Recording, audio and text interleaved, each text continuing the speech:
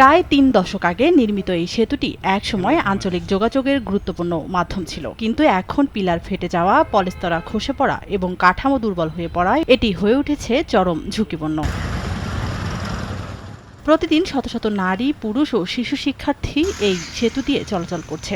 LGD সেতুটিকে বহু আগেই ঝুঁকিপূর্ণ ঘোষণা করলেও এখনও দৃশ্যমান কোনো স্থায়ী সমাধান হয়নি। স্থানীয়দের ভাষায় এটি এখন এক ধরনের মৃত্যুফাত। ভারী যানবাহন চলাচল নিষিদ্ধ থাকলেও কার্যত কোনো বাধাই নেই। বালুবাহী ট্রাক ও অন্যান্য ভারী যানবাহন চলাচলের সময় সেতু কেঁপে ওঠে, ফলে যে কোনো মুহূর্তে বড় দুর্ঘটনার শঙ্কা করছেন স্থানীয়রা। ব্রিজ যাওয়ার সময় যখন জ্যাম থাকে, ব্রিজের নিচ দিয়ে কাঁপে, তো আমরা অনেকে ভয় পাই। এটা মানুষের ভোগান্তি শেষ নাই, একসাথে দুইটা গাড়ি ক্রস করতে পারে না, একবারে ঝুঁকিপূর্ণ। কতবারই করছে বান্টন দিচ্ছে কি করানোর লিগে, তারপরে গাড়িও যেসব বড় বড় ওই গাড়ি রাতের অন্ধকারে, যখন রাতের 10টার পরে লোক কম থাকে, তখন মনে করেন বাহারে সুন্দর ব্যাঙ্গে ব্যাঙ্গে ঠেলা জায়গা পিক আপ গুলো, এইগুলো বড়গুলো গাড়িগুলো। নতুন করে কাজ করা দরকার, কারণ যে কোনো সময়টা হয়ে যেতে পারে।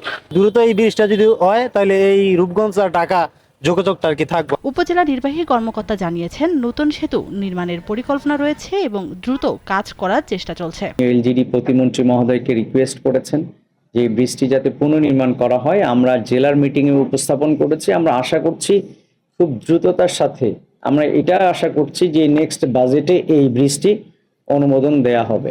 1991 সালে প্রায় 100 কোটি 10 লাখ টাকা ব্যয়ে নির্মিত সেতুটির দৈর্ঘ্য 110 ফুট এবং প্রস্থ 12 ফুট। সময় সংবাদ, রূপগঞ্জ।